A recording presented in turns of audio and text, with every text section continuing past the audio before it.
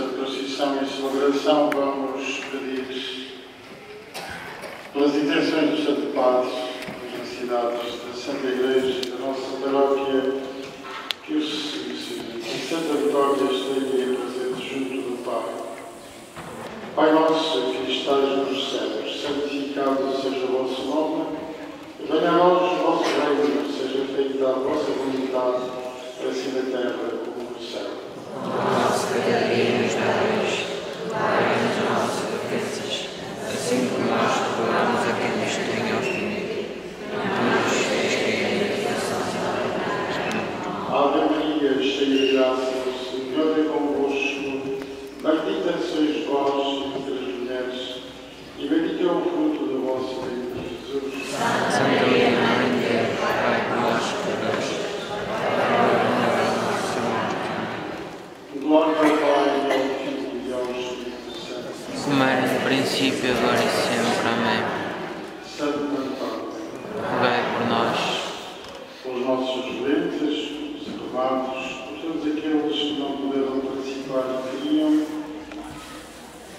pelas vocações missionárias consideradas sacerdotais e religiosas, pelos nossos cientistas, pelos nossos imigrantes e famílias. Apresentemos a Santa Vitória os nossos desejos, os nossos votos, para que ele interceda junto do Pai. Pai nosso que estais nos céus, santificado seja o vosso nome, venha a nós o vosso reino, seja feita a vossa vontade, assim na terra como no céu.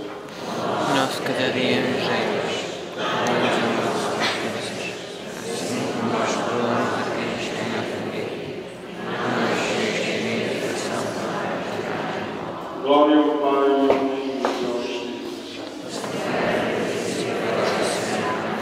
Santo Antônio proteja e abençoa a nossa terra e os seus frutos.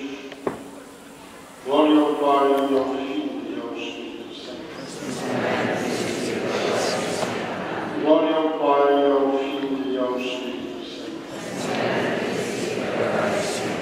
Glória ao Pai, ao Filho e ao Espírito Santo. Santo Antônio, abençoe-vos Deus que é todo-poderoso, Pai, Filho e Espírito Santo. Terminamos com a bênção da própria deste dia, no qual dizemos, rezaremos dizendo Amém. Deus, nosso Pai, que Deus nos deu para celebrar a festa de Santo Antônio, vos abençoe e proteja e vos confie em sua paz. Amém.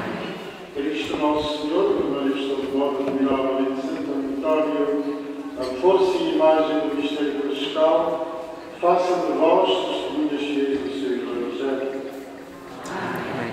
O Espírito Santo, que em Santo Antônio nos deu um sinal da caridade divina, vos torne capazes de formar uma verdadeira comunidade de